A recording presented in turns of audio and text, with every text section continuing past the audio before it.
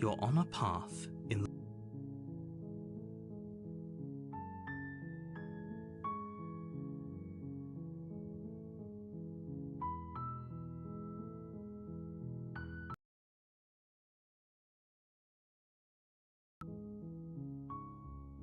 You're here to slay her. If you don't, it will be the end of the world.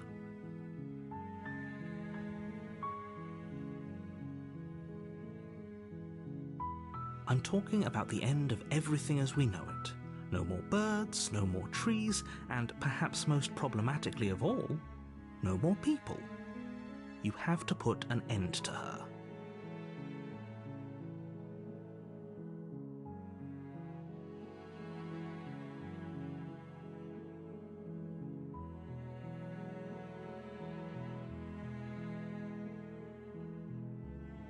Look, you're already on the path that leads to the cabin. Why would you be here if it weren't to complete a very important task? You've made it this far, you might as well reach the end of your journey.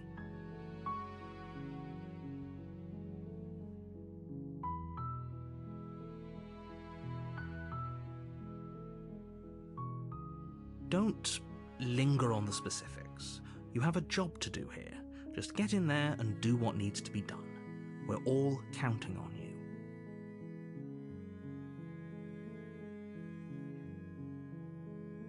Does it? Are you a monarchist? Is slaying a princess that much worse than slaying a fisherman or a miller or a seamstress? If anything, slaying a princess is much better than slaying a seamstress. Seamstresses contribute something of value to society. Oh, if only that were the case, but I don't make the rules. I have to say I'm surprised at your reluctance thus far, but unfortunately for the both of us, you're the only one who can pull this off.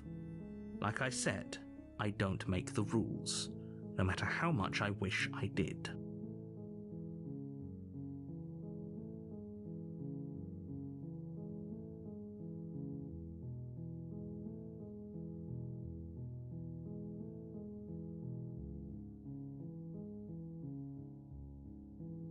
Then I guess we'll just have to see what happens. But a word of warning.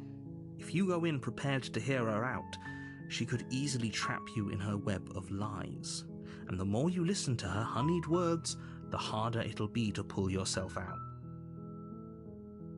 Then each and every one of us is doomed. So sure, go, talk to her. See how that turns out for all of us. You make your way up the short path to the cabin. You'll find the princess within.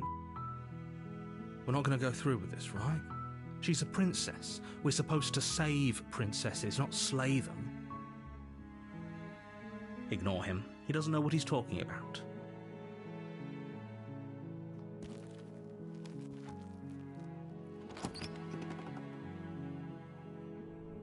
The interior of the cabin is almost entirely bare. The air is stale and musty, and the floor and walls are painted in a fine layer of dust. The only furniture of note is a plain wooden table. Perched on that table is a pristine blade. The blade is your implement. You'll need it if you want to do this right.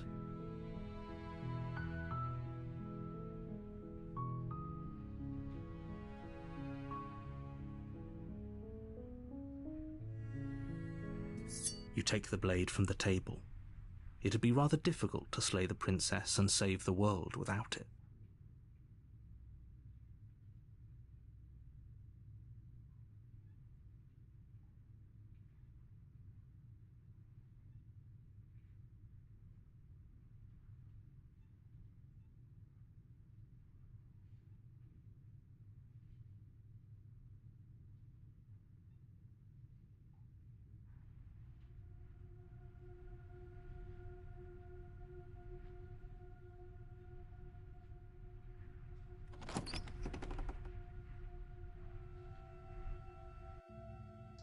The door to the basement creaks open, revealing a staircase faintly illuminated by an unseen light in the room below.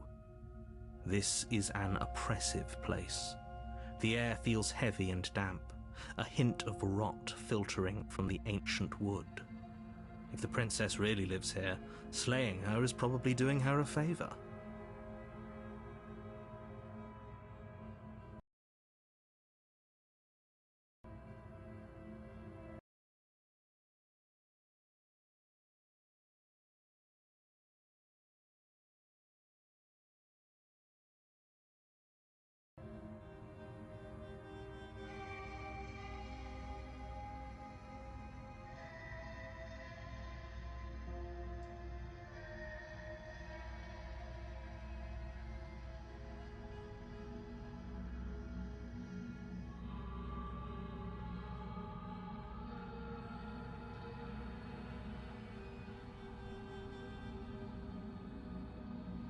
Her voice carries a...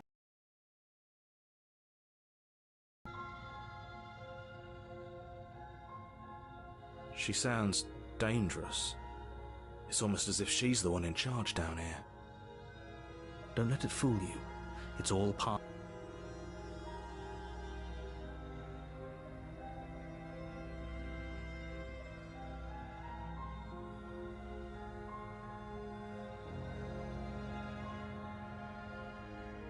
Don't be a stranger. It's been so long since I've had any visitors. Come on down. You walk down the stairs and lock eyes with the princess. There's a heavy chain around her wrist, binding her to the far wall of the basement. She's so focused on the task at hand. And there you are. Are you here to kill me or something?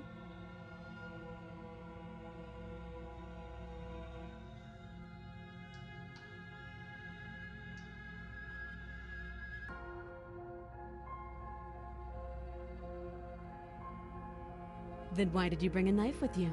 How about you drop it, and then we can chat? She makes a compelling point. What if we just dropped the blade and talked? Look at her. It's not like she's a threat. Don't you? It's fine. We can decide what we want to do after. Someone in cold blood isn't very becoming of us.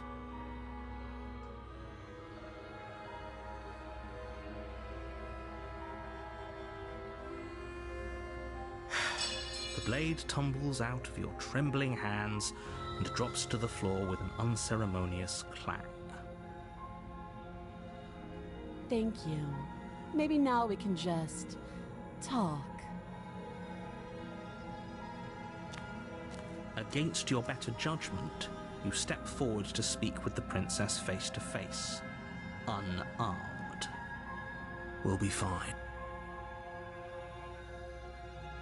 I don't know what you're hoping to accomplish here, but I can assure you there's no reasoning with her. Just make sure you don't forget about the blade on the floor. You're going to need it.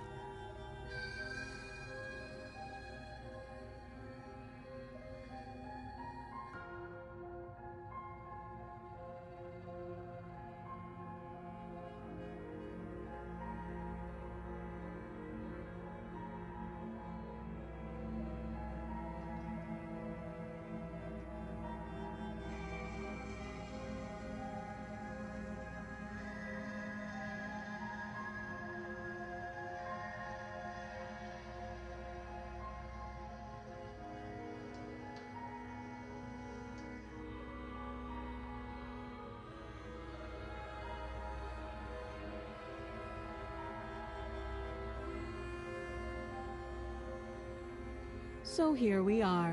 What an awkward start to a relationship.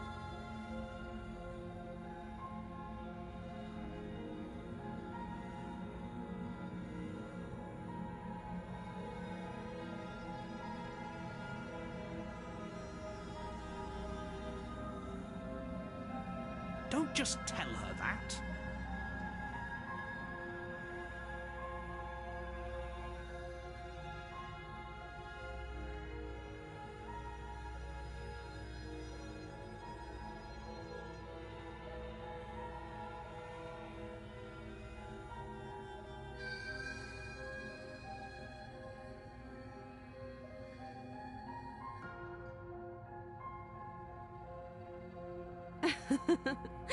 Is that why they threw me down here?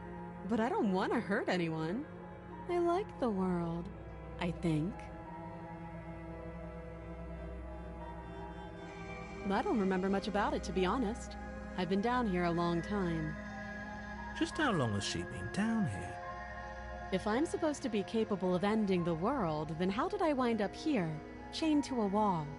Have they told you why I'm allegedly so dangerous?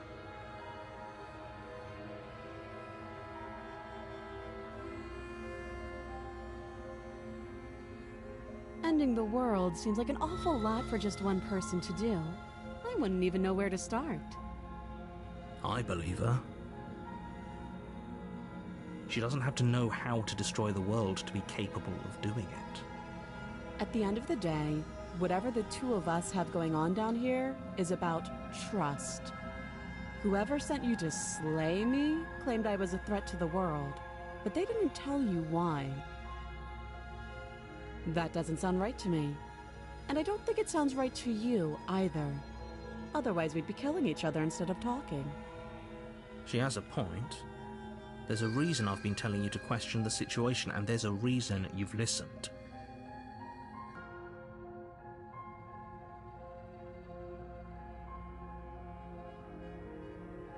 So, I could tell you that I'd lead a quiet life in the woods, or that I'd open an orphanage, or that I'd do any other number of good things that I'm sure you think you want to hear. But you don't really know me, do you? What can my word possibly be worth in a situation like this? She's right about one thing. Her word isn't worth anything. Like I said, it's all about trust. Blind trust. So do you trust me, the prisoner, the victim, the princess clearly incapable of ending the world? Or do you trust whoever put me here? She's wrong. This isn't about trust. This is about risk. We stand to lose everything, all for the sake of one person, and a subjugating monarch no less.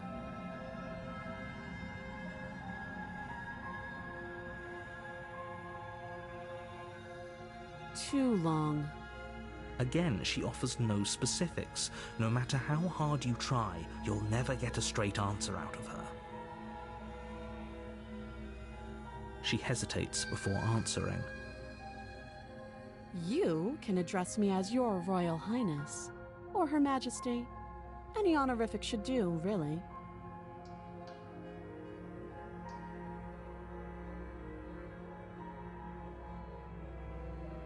You can't. Don't bother. I'm guessing you don't have the key then. I'm sure there's a key somewhere around here, and if there isn't, well, we can always put that knife to good use. Her sharp eyes settle on the edge of the blade. She isn't suggesting what I think she suggests. She is. I'm sure of it. Oh? Have you decided what to do with me? You know why you're here.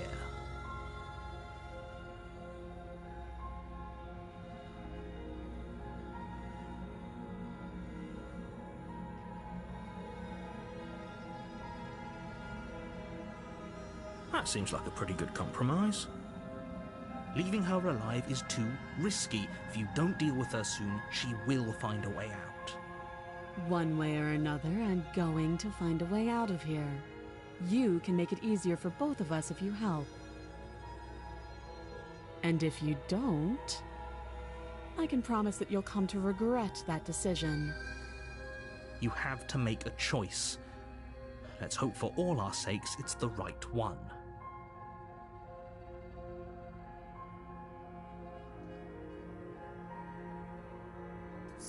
You charge the princess, blade trembling in your hand, but you've already lost the battle.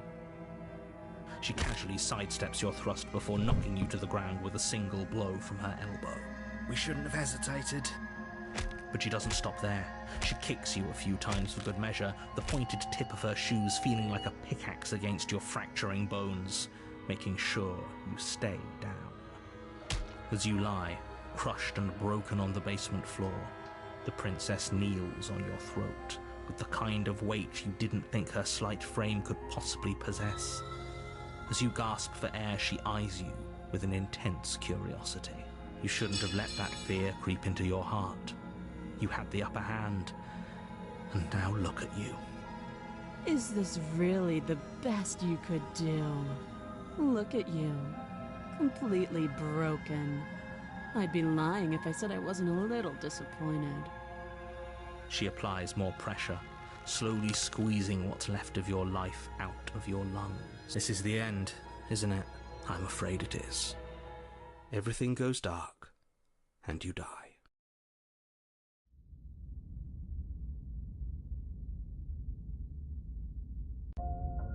You're on a path in the woods, and at the end of that path is a cabin. And in the basement of that cabin, you're here to slay her. If you don't, it will be the end of the world. A terrible sense of déjà vu. No, you don't have that. This is the first time either of us have been here. If he doesn't remember what happened, then maybe it's best to keep it that way. You know I can hear you, right? It's going to be a lot harder than you think to keep secrets from me. What does it matter what he knows? There's nothing we can do to stop her. She's just going to kill us again. She is not going to kill you unless you let her. But slaying the princess and saving the world is going to be much more difficult than it has to be if you spend the whole time second-guessing yourself.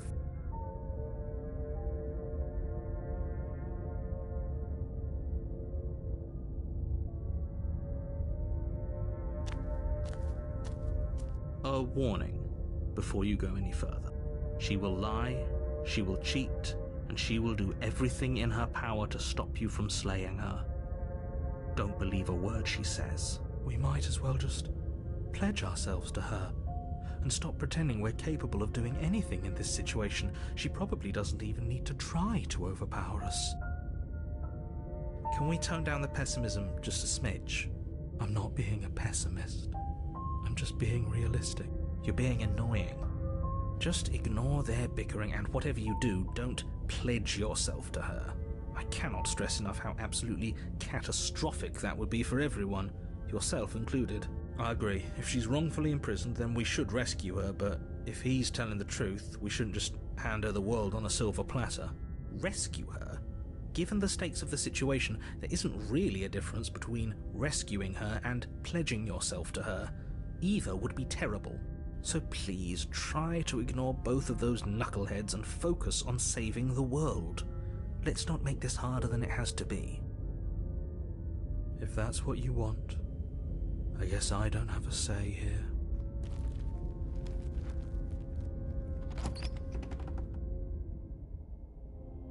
The interior of the cabin is larger and more grandiose than its humble exterior would suggest.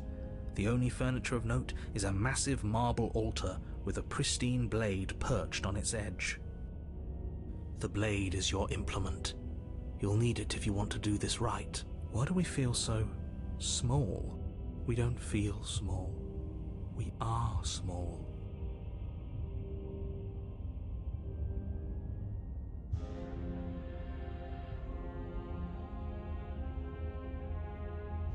That's because there isn't a mirror. There's the altar, the blade sitting on the altar, and the door to the basement. There's nothing else in here. There's definitely a mirror. There isn't. Who cares if there's a mirror? We're all going to die anyway. And I'm sure that if we looked in there, we'd just see something sad and miserable looking back at us. We don't need any reminders of what we are. For the last time, you're not going to die unless you let it happen. And luckily for you, there isn't a mirror, so no one needs to worry about confronting a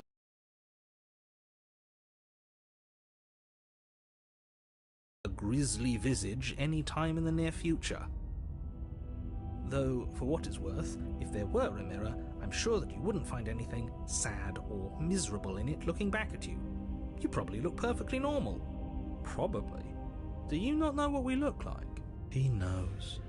He just doesn't have the heart to tell us. Please don't. I'd rather the princess kill us again than see how dreadful we are. I care less about what we look like and more about whether we're being lied to. If he's willing to lie about something as innocuous as a mirror, what else is he hiding from us? I'm not lying to you. Use your eyes. There is no mirror. Why would I lie about something so meaningless? What good would it even do?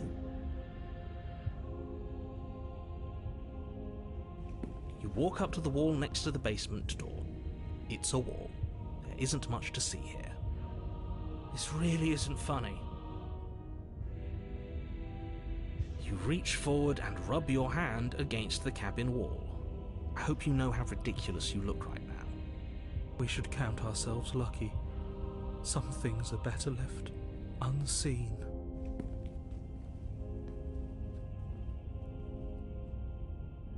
You take the blade from the altar. It would be difficult to slay the princess and save the world without a weapon.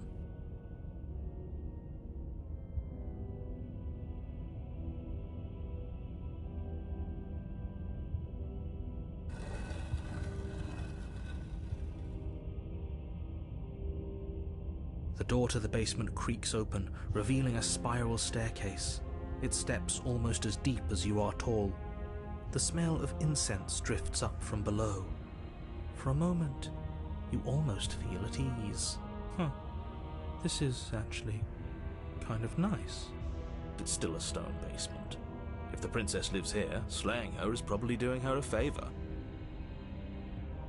Her booming voice rolls up the stairs. Is that a guest I hear? Don't linger on the stairs. Come down and witness me. You weren't kidding when you said it was booming. She wasn't like this last time. We need to get down there. She wants us to see her. We need to see her. Should we be worried about your sudden change in attitude? Just a few minutes ago you were going on about how pointless everything was. Now you want to go down there. It doesn't matter what that little voice says. He's not the one making the decisions. Though if his ramblings get you to the princess, they get you to the princess. Making your way down the spiral staircase is a time-consuming and exhausting effort, every step requiring you to clamber over one edge before dropping to the next. But soon the end comes into view, and you tumble to the bottom, entering the vast, temple-like room beyond. The princess towers over you, almost glowing in the weak starlight, her figure framed by a stained glass window. Her long hair billows around her, and a chain binds her wrist to the far wall. The chain is nothing to her. It might as well be a toy for all the good it would do. I told you it was pointless to resist her. The little bird has returned to me. I wonder what he wants. You brought that knife again, even though you know it's useless. Such charming audacity. Drop it.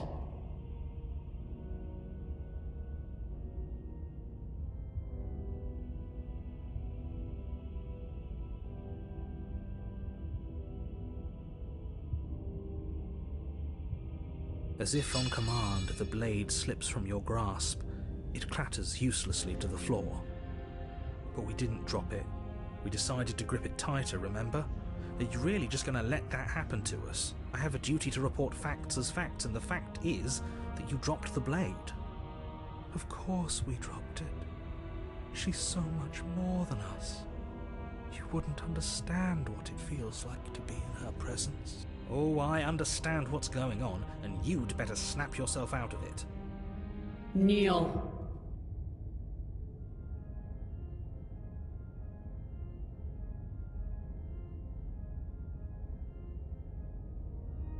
Oh, are you still trying to defy me? I said kneel. Your legs buckle, and your knees hit the floor. That's my good little bird. Now, why don't we talk? The last time we met, you told me I was destined to end the world. That thought wrapped itself around my heart.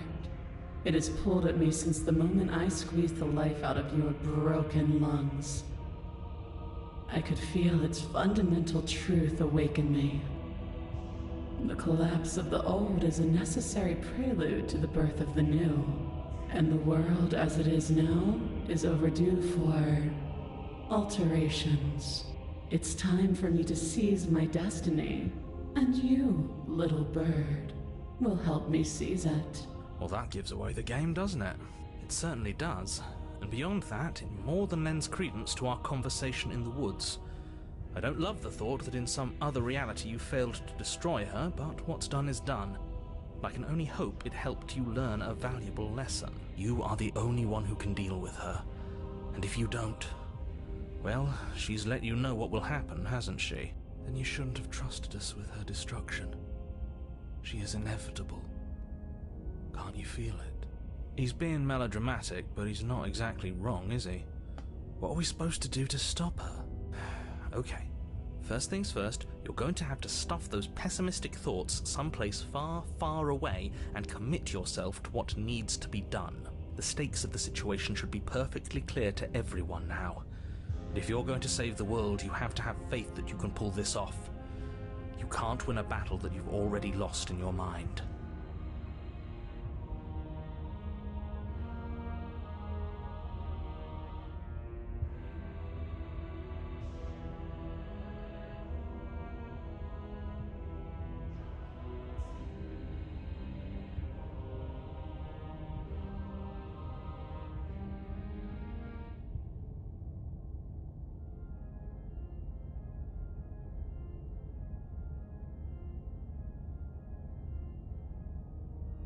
Know the limits of your privilege, little bird.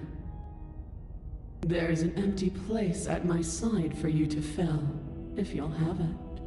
But it is not a place for an equal. It is a place for something worthy to be kept. A priest, perhaps, or a pet.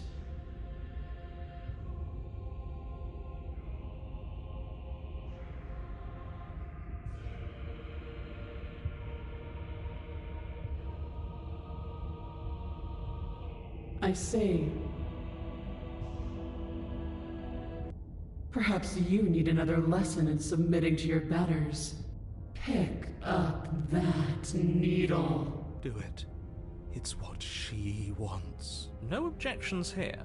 I don't know what she's planning, and I don't like that we don't know what she's planning, but we might as well pick up the blade. As your eye falls on the blade, you feel a weight. Some divine hand that sits unperceived by your senses, but that manages to push you towards its desires like an unseen puppeteer.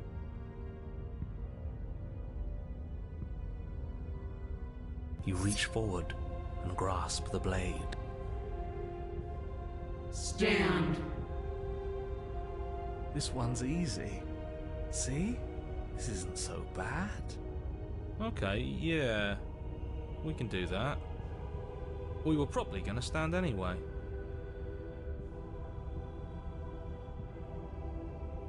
You can feel a creaking tension between body and will as you slowly rise to your feet, like two foes forced into an unhappy truce. The princess eyes you with soft contemplation. The moment seems to last a lifetime, the silent anticipation of what's to come dragging out the long, painful seconds. But all silences are broken eventually. To defy me is to claim we stand on level ground. We do not. You are quiet shadow, while I am brilliant radiance. Take that knife in your hand and slit your throat. What? You don't have to listen to her. You're armed. Just steel your nerves, step forward, and end this. Oh, we'll end this all right. Your hand lifts the blade and brings it towards your throat. Okay, I apologize for the unclear language. End her. Your body is sluggish and unresponsive, actively fighting against you, but you do your best to stagger forward. One step at a time, you move towards the princess. Slitting your throat would have been a mercy, but it seems you're in need of a harsher lesson. Plunge that knife into your lungs. I'm sorry. Don't As you take another step forward, the blade digs into your ribs, slicing through flesh with ease. It somehow feels like an entirely natural thing to do, while the simple act of walking has become an arduous impossibility. Then it slides back out, the wound burning as a small hiss of air escapes through the fresh orifice. Blood fills your lungs. Now, do it again. Keep doing it until I give you permission to stop. Those are just words. You don't have to listen to her. It's what she wants. You, heroic one, what are you doing? Don't just let this happen. Stop him from killing you. I'm on it.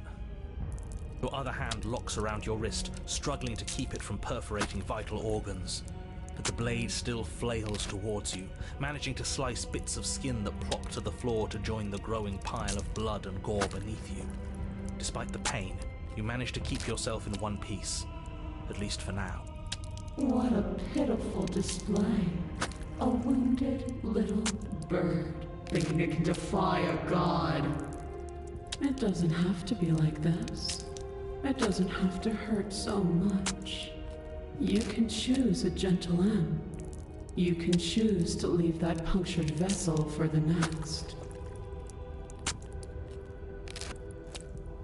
Or you can pathetically struggle against yourself until the floor of this temple is painted with the bloody impressions of your futility. You continue to approach the princess, even as the repeated gouges of your blade expose bone and muscle to the open air of the basement.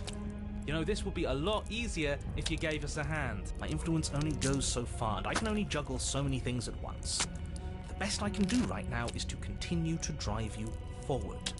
Believe me, this whole ordeal would be so much easier if I didn't have to contend with free will. You're the one making things difficult. You're the one making us hurt. She doesn't want to hurt us. She's just doing what she has to. Stop.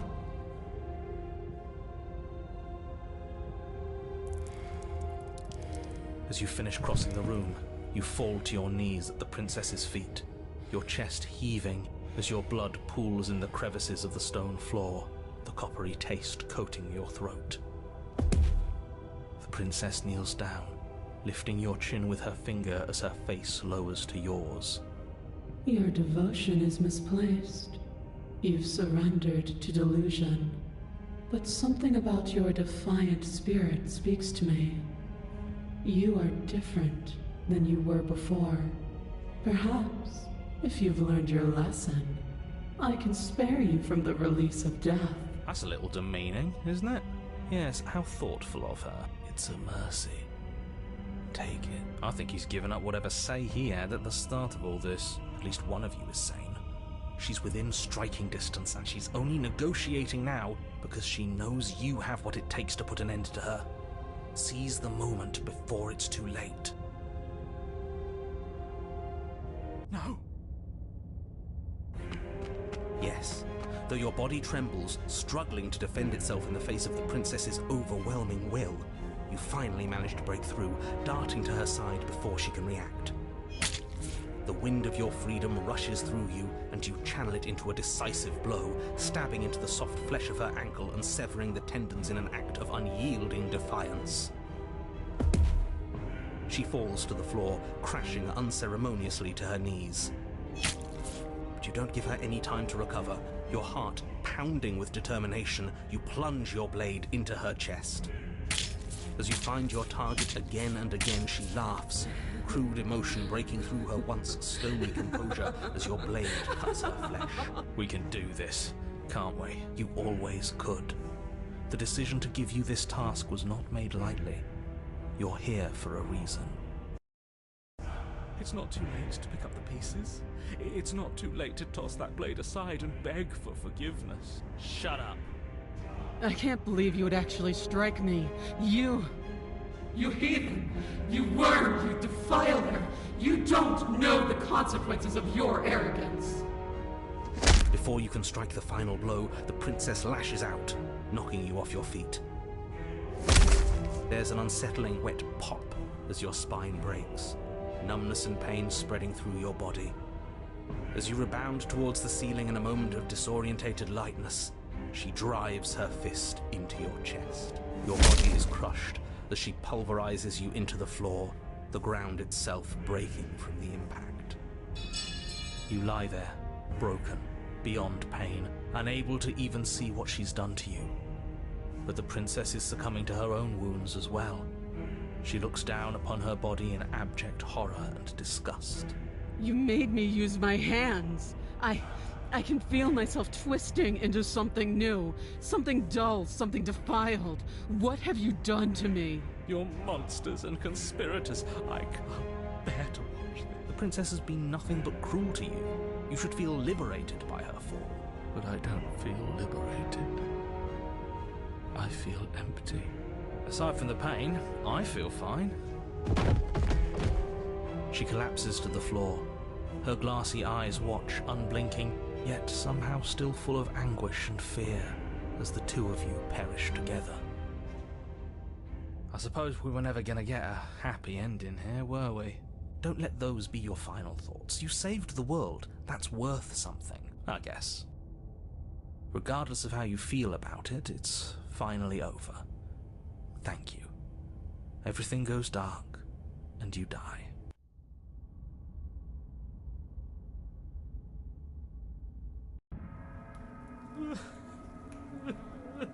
You're on a path in the woods, and at the end of the path... Okay, what the hell is that?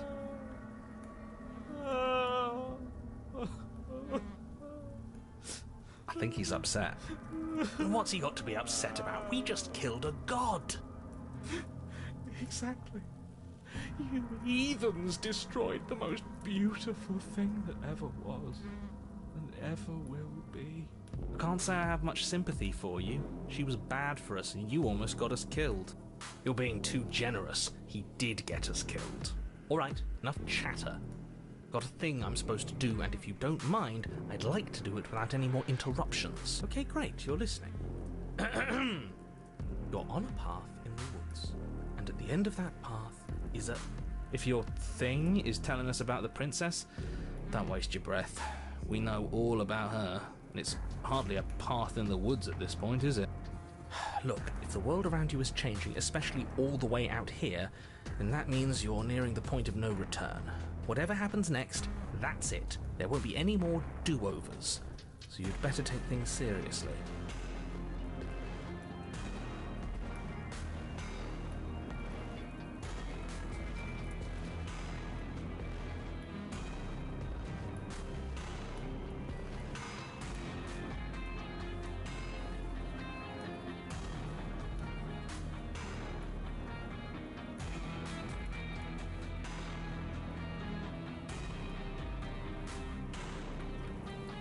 So what if I'm speaking my mind? It's not like I've ever really gotten a say in things. What a crock of shit.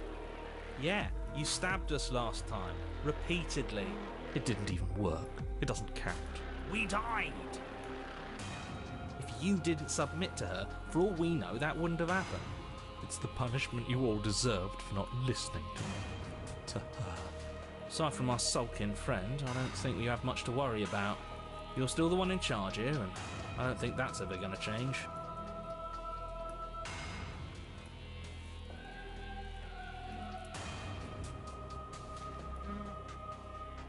The second he tries something, I'll put a stop to it.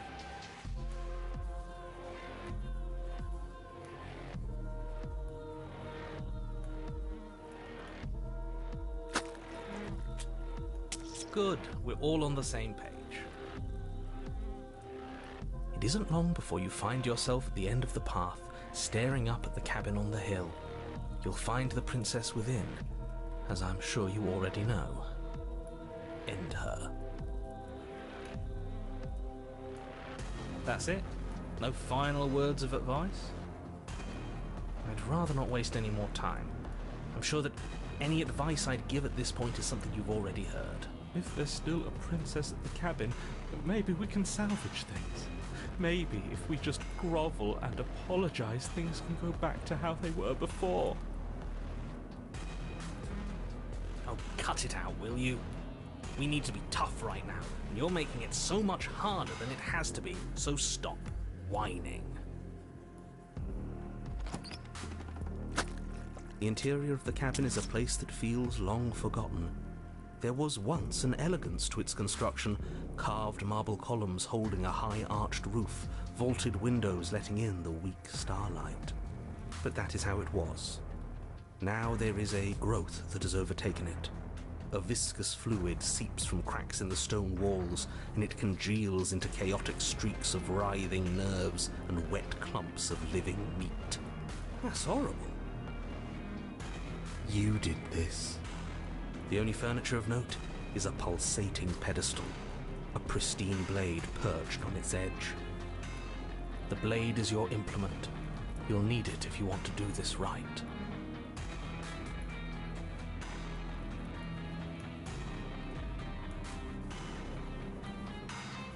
A mirror?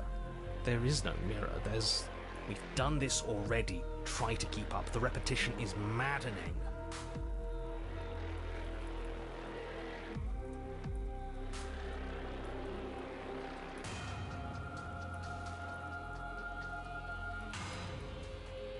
I don't know what to tell you. There isn't a mirror because I would know if there was a mirror.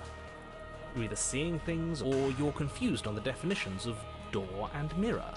Or you're seeing things. That seems far more likely. What are you trying to say, exactly? He thinks we've lost it, that we're succumbing to madness, that something in us has broken. That's an unnecessarily melodramatic way to describe a hallucination, but sure. I'm not going to waste time arguing with any of you. It went away after we touched it last time. Let's just do it again.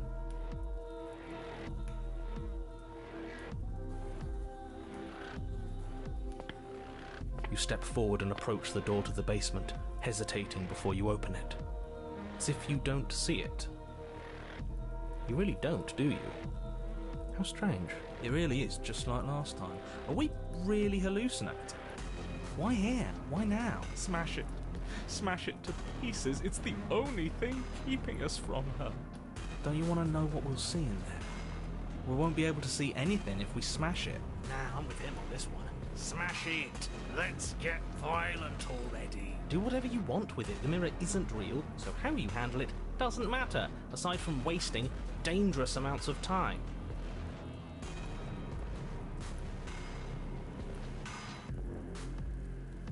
You reach forward and drag your hand across the door leading to the basement. As if on command, it slowly slides open, scraping against the stone floor, its ancient hinges moaning as it reveals the dim path ahead. Why am I not surprised? You step forward into the darkness. The stairs leading down to the basement are at once both narrow and grandiose. A high-vaulted ceiling stretches up into a gloom beyond your sight, while walls wet with tumorous growths press in uncomfortably at your sides. You feel both unprotected and trapped, at once exposed and claustrophobic. The air is thick, its odor an oppressive violence, the metallic scent of fresh blood twisting with the nauseating embers of charred remains. If the princess lives here, slaying her is probably doing her a favor.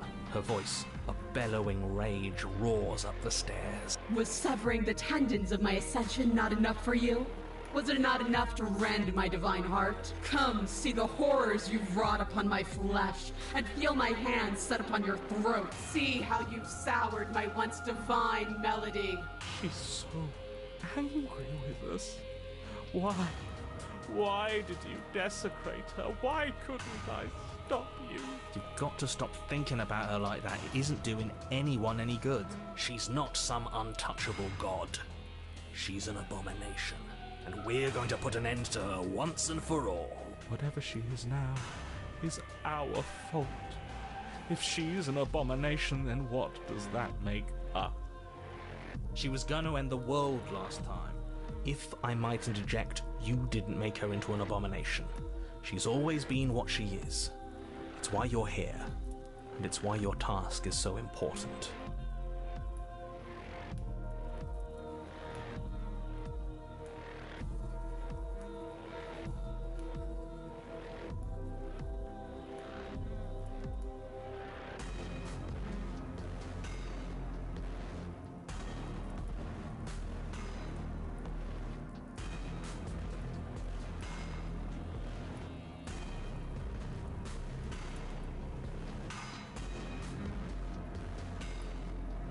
You make your way to the bottom of the stairs.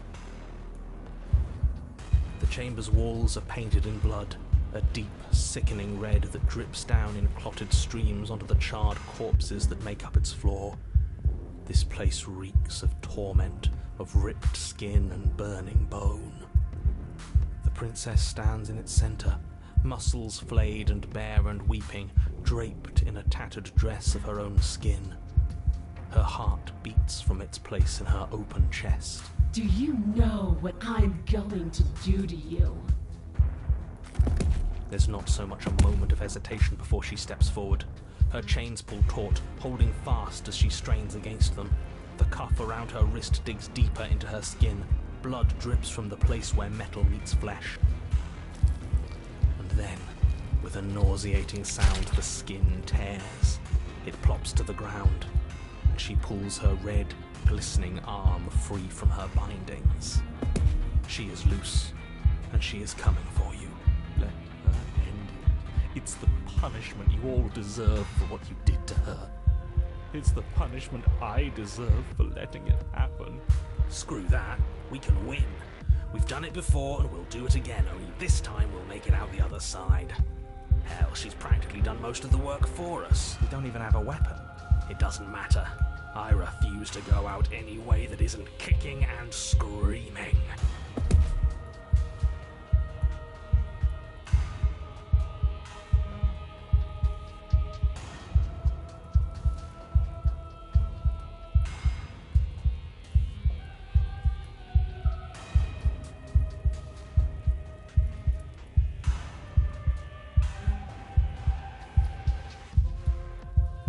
You're right. We don't.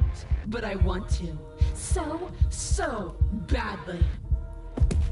She bounds across the room, her fists ready, her heart set upon your destruction. With a horrifying squelch, you are unwound. No, that's our stuff. She can't just do that. She just did. Unfortunate, I know, but reality is reality. You should all just be grateful she's decided to keep us alive. Even in her defilement, she is merciful. We're not out for the count just yet. But we didn't even bring a weapon. Yes, because we knew it was over. No weapon this time?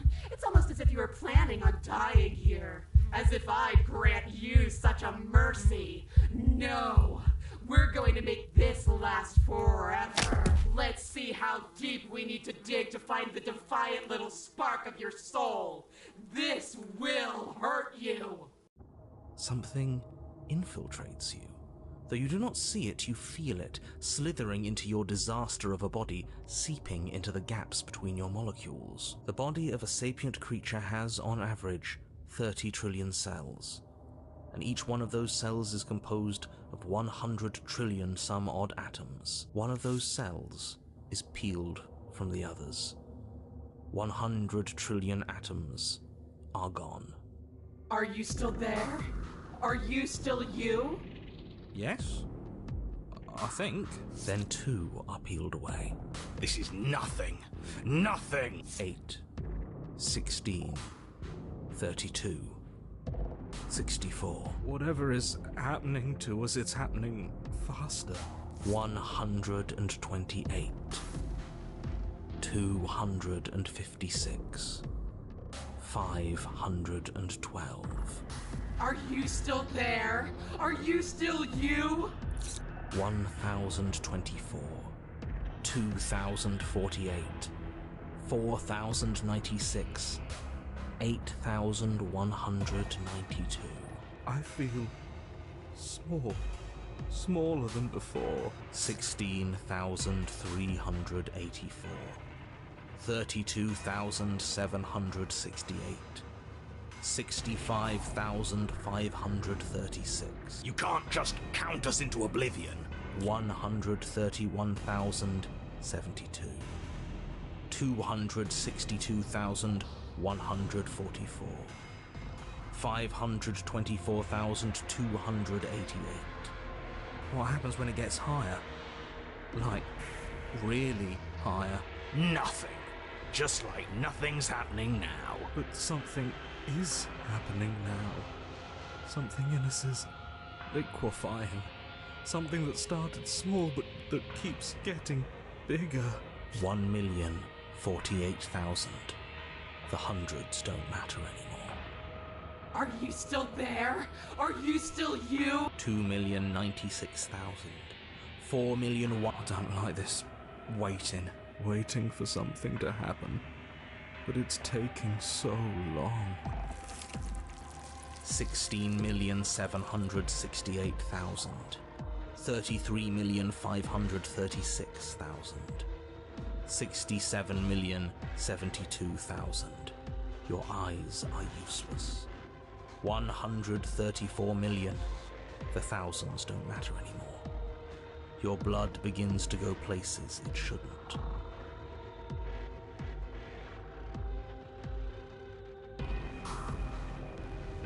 Are you still there? There's the pain. I can feel it now. But we can handle this. We can't let her win. We can't handle anything. We're at her mercy. 268 million. We don't need to count anymore. Your lungs fill with liquid. You smell things you shouldn't. You choke on pieces of what used to be you. Doesn't matter, because we're still alive. You are deconstructed. You are reconstructed. A square you, a round you, a you with too many legs, a you with many mouths which won't stop screaming. Then all of it pressed into a ball, tightly packed into the size of a fist. What does you even mean anymore? We just keep changing into horrible things we can't control. Make it stop, please. Make it stop. Please make it stop. You means we exist. There has to still be a way for us to win. Otherwise this would be pointless, and all this torture would be for nothing. You're right about one thing. It is torture. But it isn't pointless. The whole point is that it's torture. Are you still there? Are you still you? No. Yes. The ball is unraveled into the shape of a body. The skin peels off in a corkscrew. The eyes are plucked. The organs arranged in the air in a neat row. Are you still there? Are you still you? No. Yes. You are stretched into a line 12 feet long, then 24, then 48. The line gets thinner as you get longer. A mile. 2. 4. 8. Are you still... Yes. 16. 32. 64. No. And then, all at once, there is a great rewinding, and all of the disparate threads that once were you fall dutifully back into place. You are whole again, and in your body, the same body you arrived in. The princess stands before you, her dress of skin more tattered than before, her face sullen. It's all hollow. I ripped you to pieces. I broke your will, but it means nothing. I am forever a piece unfinished, a song with no refrain.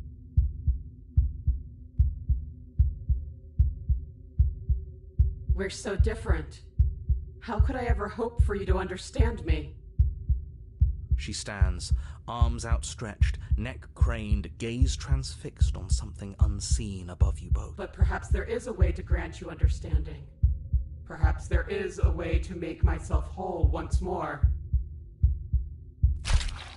You are unwound again.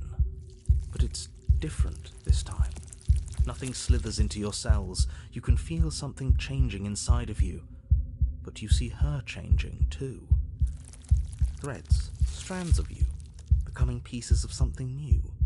Something that's both you and her. Oh no, absolutely not. You have to stop this. Do you hear me? You have to stop this, or the entire world ends.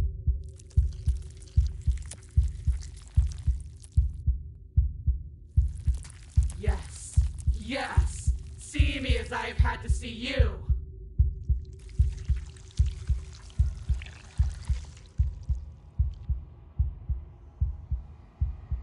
No, this isn't right. I feel cold.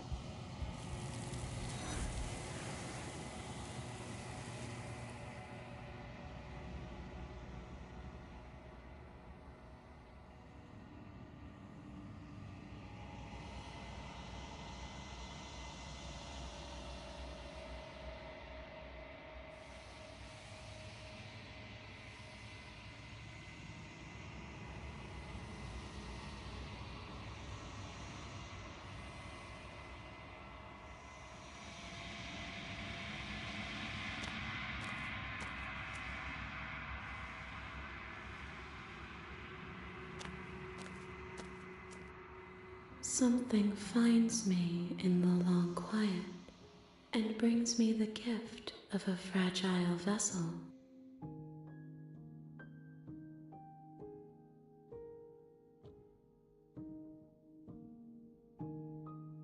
Yes, nerves and fibers to feel the worlds beyond, perspectives to make my own. This one is desecration. She placed the weight of her agony on you, yet it is she who unwound herself. There is passion and empathy buried under her unfeeling skin. She will make for a weathered heart. Do not mourn her.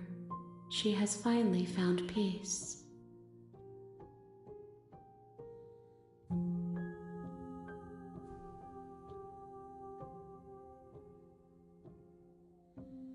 She is part of me, and part of me is her.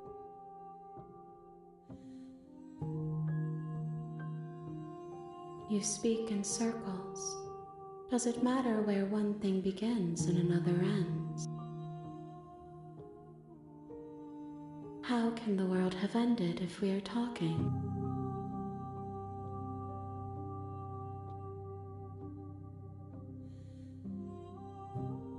I have only just now stirred to consciousness. I could not have trapped you here, and I too yearn to be free.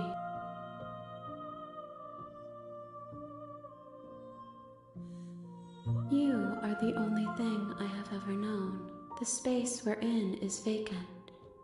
Nothing comes here but us.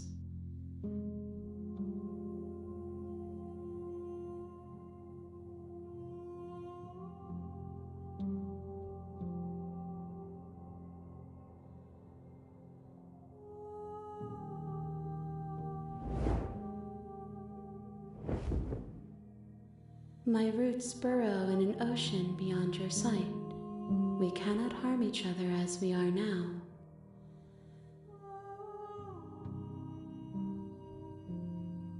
Nothing as we are, but I know that there are worlds beyond us, and that we are meant to reach them. There is no exit, but this vessel is a creature of perception. She can make you forget, if only you believe her to be able to. Bring me more perspectives, so that I may be whole, and perhaps then we will know our freedom.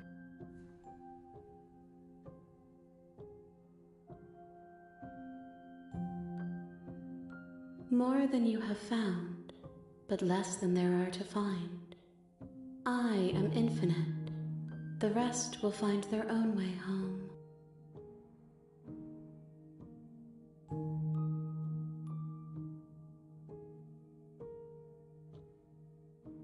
You ask of things that cannot be done. To destroy is merely to reshape, to remold.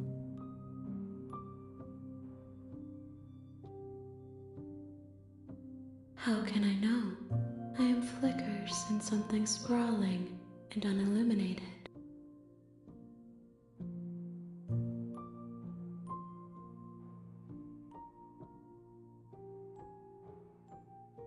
Then we will be here forever, as we are now, unfinished, dry, hollow.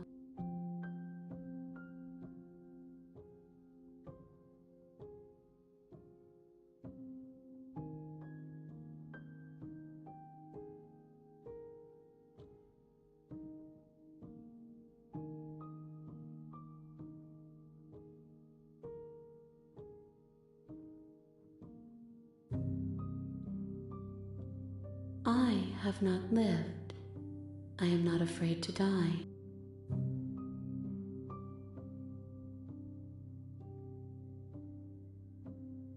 Everything, until we meet again. She asks that I tell you to remember her. You won't.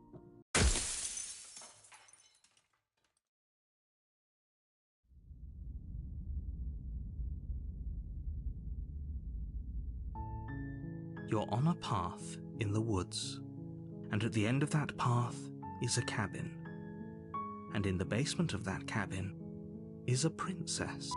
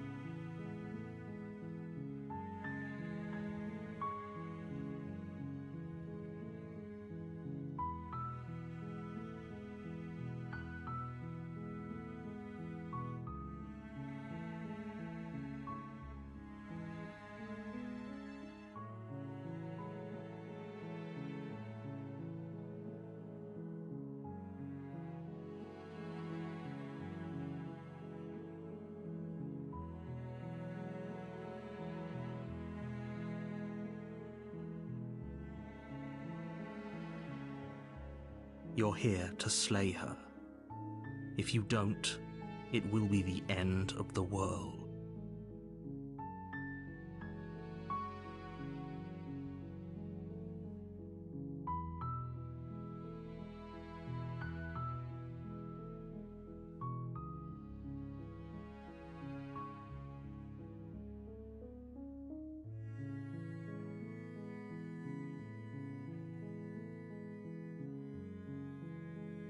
While I appreciate the mental exercise, we are running up against a bit of a ticking clock. Nevertheless, let me assure you, the princess is locked up because she's dangerous. She is not dangerous because she's locked up. And before you decide to waste even more of our time by asking how I know that, let me suggest a more pragmatic lens through which to view this situation. Causality doesn't matter here, because the end result is the same no matter what led us up to this point. If the princess leaves the cabin, the world will end, and there is no changing that. It's no use arguing semantics over a metaphorical chicken or egg, because the egg is hatched and it's about to ruin everything. Unless, of course, you do your job and slay her.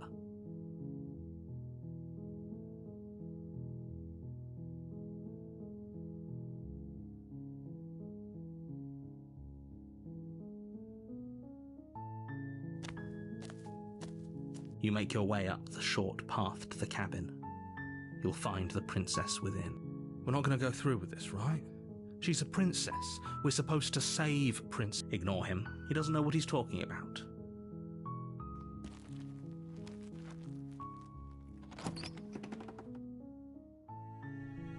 The interior of the cabin is almost entirely bare.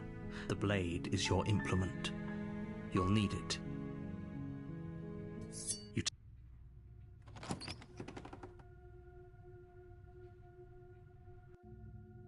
The door to the basement creaks open, revealing a staircase faintly illuminated by an unseen light in the room below.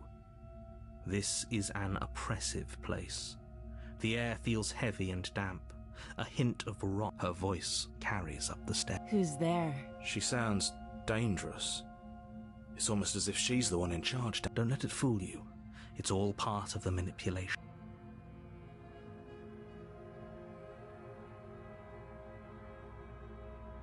Oh, it's been so long since anyone's come down here.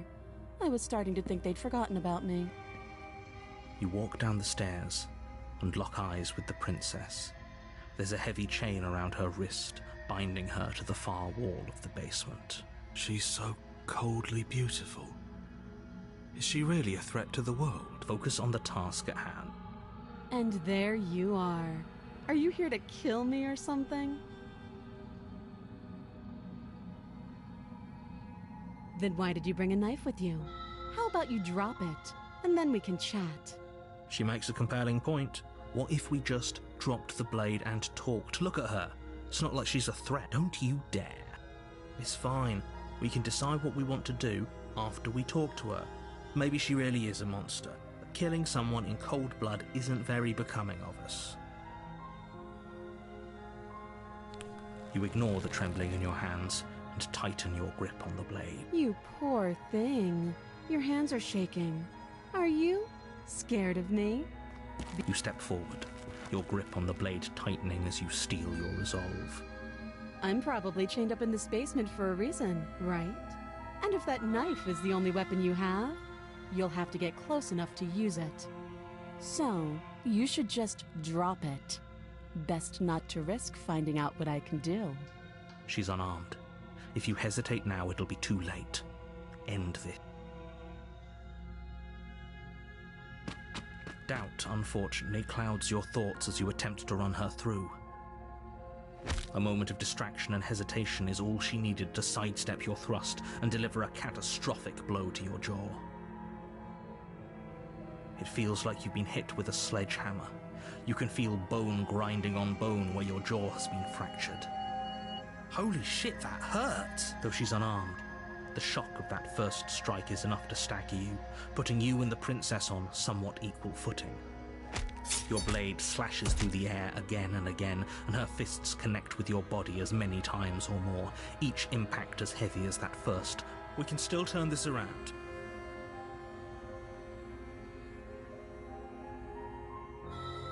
You and the princess stare at each other, both gasping for breath, equally exhausted. You probably won't make it out of here alive, but you can at least make sure that she won't make it out of here either.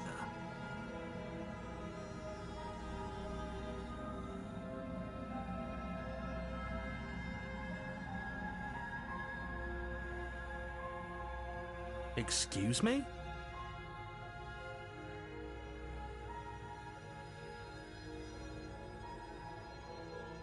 Do you think this is what I wanted to happen? I have a duty to state the facts of the situation, and honestly, it's a miracle anyone is still standing right now. Can you not feel all those ruptured organs bouncing around in there?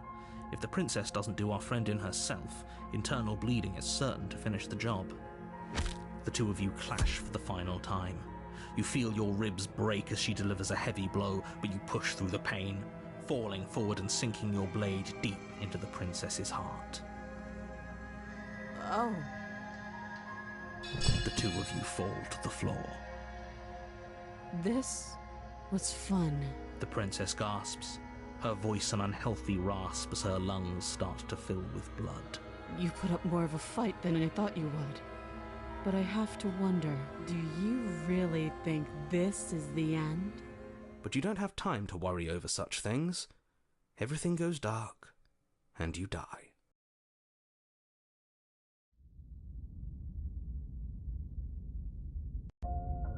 You're on a path in the woods, and at the end of that path, you're here to slay her.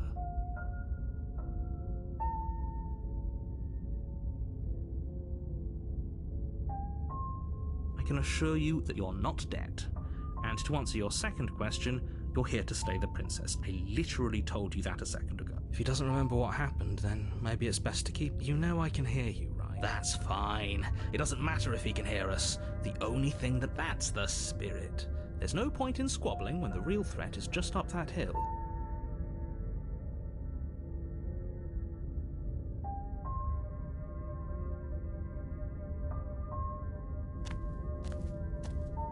A warning. Before she will lie... Lying and cheating doesn't sound like her at all. Not that it matters. It's not like she can... Are you sure about? The point of my warning wasn't to start an argument over what circumstances the princess is capable of lying in. It was to give you some broadly applicable advice. The princess will do and say whatever she thinks it... Crystal, let's just get on with it already.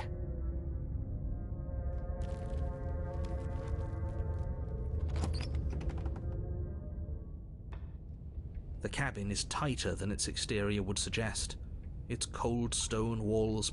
The blade is your implement. You'll need it if you want to do this right.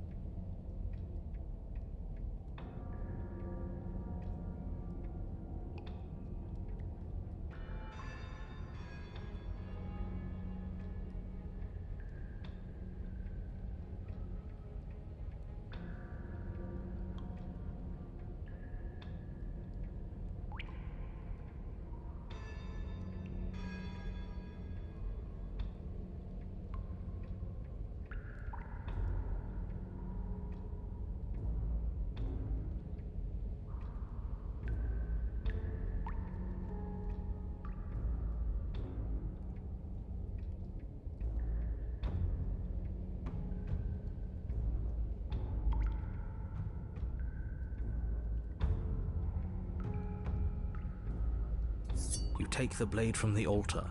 It would be difficult to slay the princess and save the world without a weapon.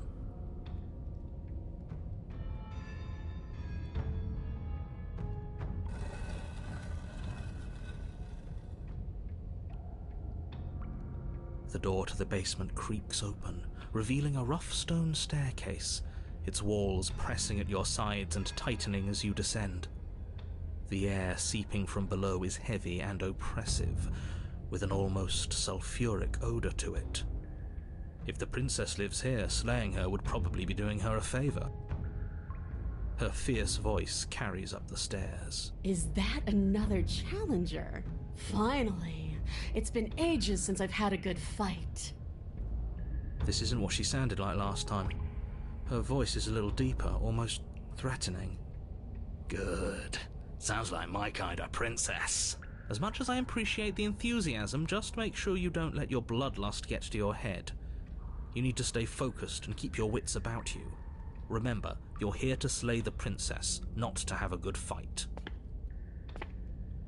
As you descend the final step, the form of the princess comes into view, a large shackle leading from her wrist to the basement wall.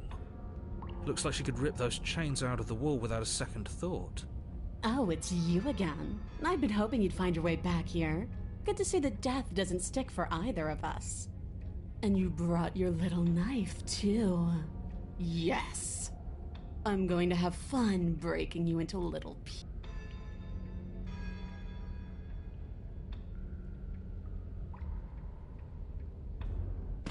Good. With a singular focus, you launch off the wet stone floor of the basement and catapult yourself headlong towards the princess. Here we go. Let's make this count. Oh, we'll make it count, all right. You can feel flesh give way before a sudden impact blunts your momentum, your weapon tightly lodged in the bone of her arm.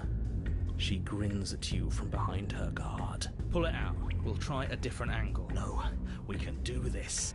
Just keep pushing. We're not gonna win if our weapon's stuck in her arm. You pull back on the blade's hilt, doing your best to free it from its sinewed prison. But as you tug the blade free, the princess slams you down onto her knee. It collides with your ribs, and you feel them splinter, cracking like wet wood from the impact. And you find yourself in midair, effortlessly tossed across the room. You hit the floor, your ribs complaining painfully, but you can feel the hilt in your grip. You push yourself off the ground and attack the princess, trying to bait an opening. You do your best to outplay her, slashing out and leaving red cuts in the tattered remains of her white dress. But you have little room to maneuver. For every glancing blow you manage to land, she slams you against the wall in retaliation, each impact threatening to be the last.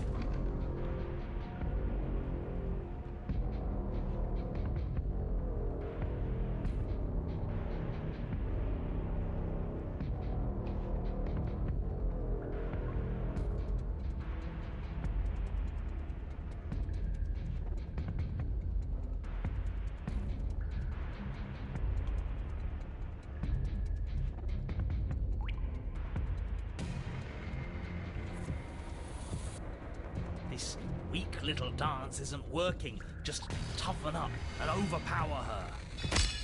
She's throwing us around like a ragdoll. I think overpowering her is a little out of the question.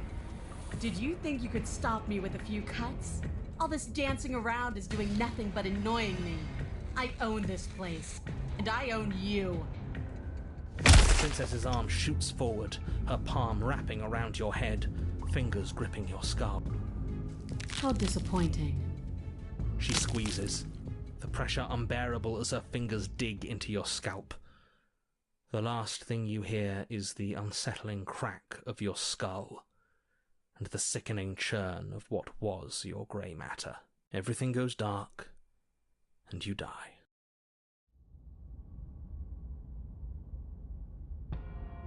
You're on a path in the wood. If you weren't so damned afraid of what she'd do to you, we wouldn't have died back there. Fear is good. Fear keeps us alive. We died because you didn't have enough of it. So what? You'd have us cower in a corner? No, but that place suits her better than it suits us. She's big. We can't hope to find holes and openings down there. We need more room if we're going to survive. Are you suggesting luring her into the woods? Do you have any idea how dangerous that would be? If you lose sight of her, if she manages to slip away, that's it. Game over for everyone, yourself included. Are you not challenging us on all the looping? Have you known about it the whole time? Are you the same one we've been talking to since the beginning? Sorry to disappoint what I'm sure must feel like a grand revelation, but that's not what's going on here. We've never met. It doesn't matter. We could go in circles forever. I don't like staying still for too long. Let's get to the cabin, see this through. It's good to know that at least one of you is still capable of reason. We may have the same destination, but we're not the same. You are still an other, and I don't trust you.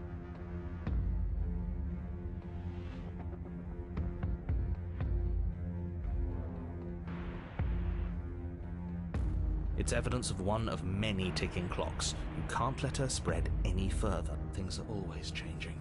She changed, the cabin changed, we've changed.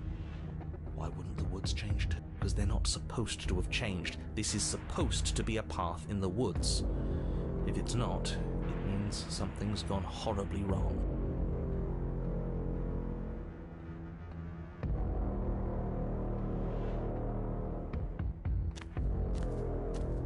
It isn't long before you find yourself at the end of the path, staring up the hill at the cabin.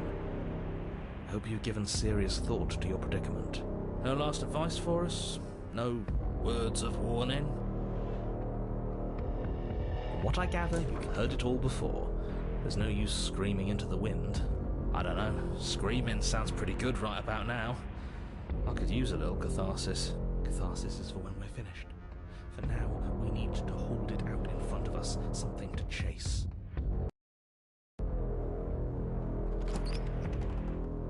The interior of the cabin is suffocatingly tight, more of a glorified tunnel than a building. Its stone walls squeeze against your sides, leaving you no choice but to press forward. The only furniture of note is an iron altar jutting out from the wall. A pristine blade perched on its edge. The blade is your implement. You'll need it if you're going to do this right. See?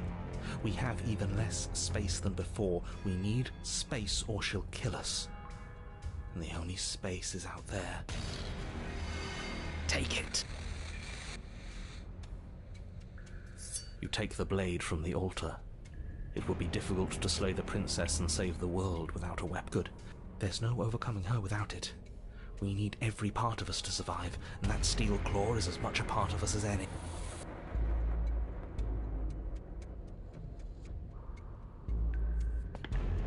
You step forward and approach the door to the basement, hesitating before you open it. As if you don't see it. You do see it, right? All we see is a damned mirror. It's a bit grimy. Why don't we wipe it clean? You reach forward and drag your hand across the door leading to the basement. As if on command, it slowly slides open, scraping against the floor as it reveals the dim path ahead. Before you is what may as well be a sheer cliff face. There are enough footholds that you'll be able to clamber your way to the bottom, but it will require careful effort. The air hissing up from below is warm and wet, like the breath of an enemy locked in close quarters. If the princess lives here, slaying her is probably doing her a favor. Her voice, bold and fierce and impatient, echoes from the chamber below. Do you have more fight in you than last time? That was such a disappointing show. I know you can do better than that. Go to her. Rile her up. If she's angry, she'll make mistakes.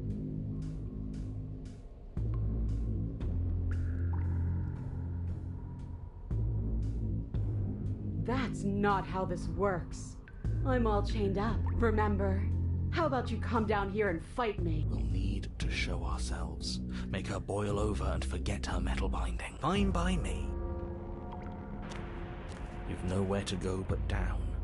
You start the difficult journey, gripping the stone, lowering yourself foot by grueling foot. But soon, there is solid ground beneath you. Remember every crack and crevice. We'll need to be faster than her. You turn to face what lies at the end of the narrow tunnel. The princess, imposing and tightly muscled, grins back at you from the darkness. Her face widens into a broad grin. There you are, knife in hand. How thrilling! Attack me, bleed me, twist the blade in my flesh. Break your bones against my body. I want a real challenge this time. We can't get that close. She'll kill us in the tight space, steel claw or not.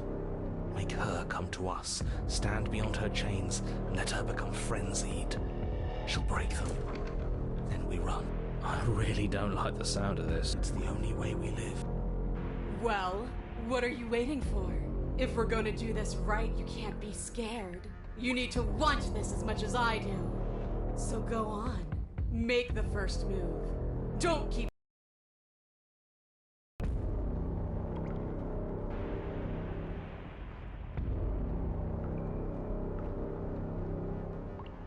The princess scoffs. Oh, you're up to something tricky, aren't you? You're teasing me with what I want. But I'm sick of waiting. I'm not going to let you give me another bad fight. I'm going to get what I want. Bloody desire in her eyes, the princess rushes forward, ignoring her chains as they bend and snap. Run. Without hesitation, you turn back the way you came and scramble up the ledge towards the tunnel entrance. As you near the top, hands desperately clawing at jagged stone, you glance back. The princess is right on your heels. She doesn't bother to scale the wall as you do, instead digging deep into the rock of the cliff face with her fingertips in her rabid pursuit. Anywhere you go, I will follow. Good. You reach the ledge and hoist yourself up into the tunnel, the cabin door finally in sight, at once within your grasp and infinitely distant.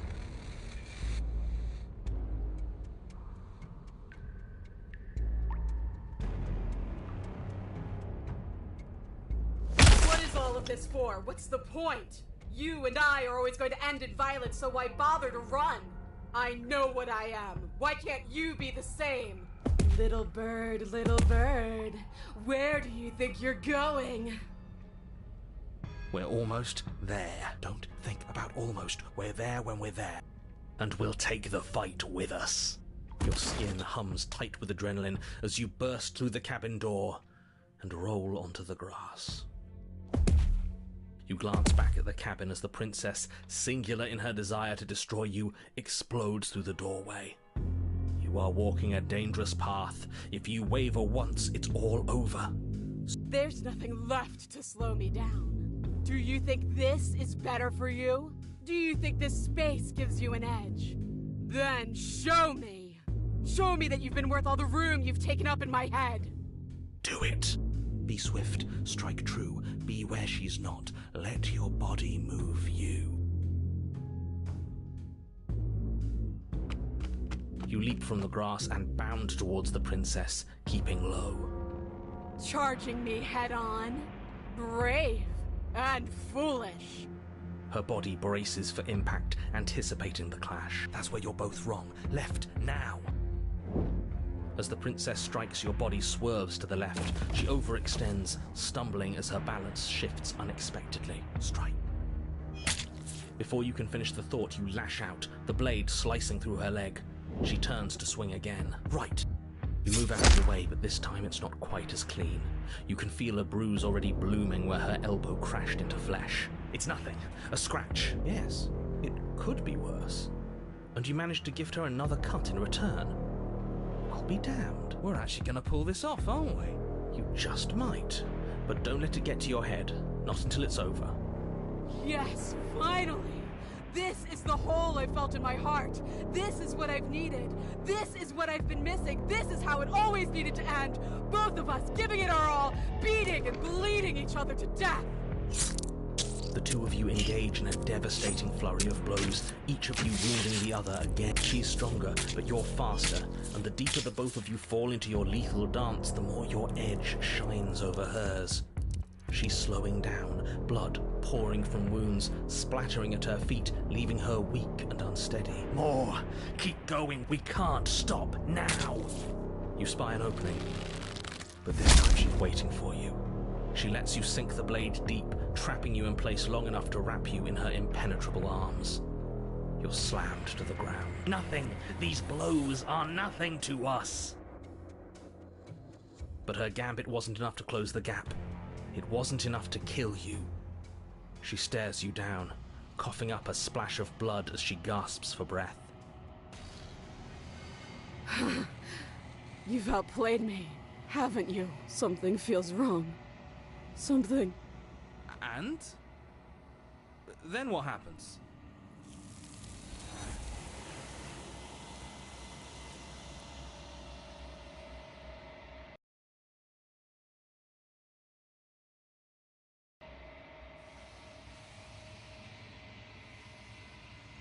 She's gone. Where did she go? Should we try and find her? And there's that mirror again. Why is it here? Why now?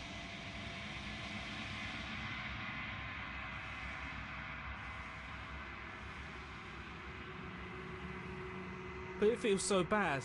Like looking into it right now is going to be the end of everything. That thing reeks of death. Screw the mirror. We just need to find the princess.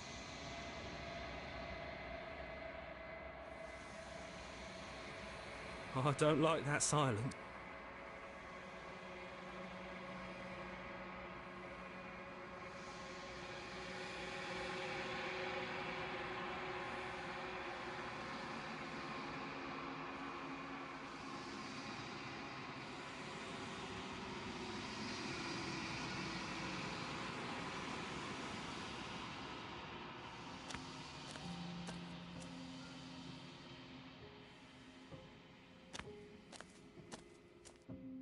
Flickering lights in empty cityscapes become pockets of vitality and movement. I am more than I was before. Whenever you are ready, I will wipe your slate clean once again.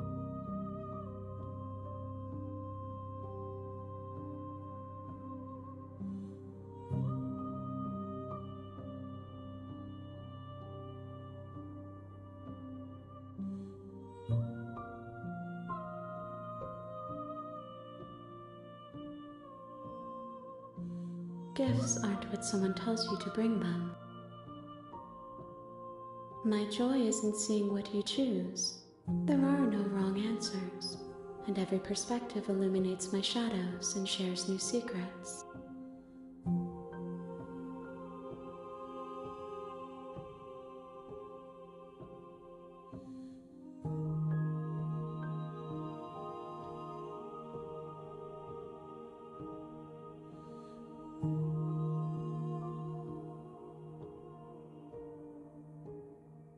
My preference is for you to show me what you would like me to see. I cannot know the ways I wish to grow, for I have yet to feel them. It is you who guides me down the thin trail of perspective. I will long for your return, but it will give me time to reflect on what I am. We will meet again.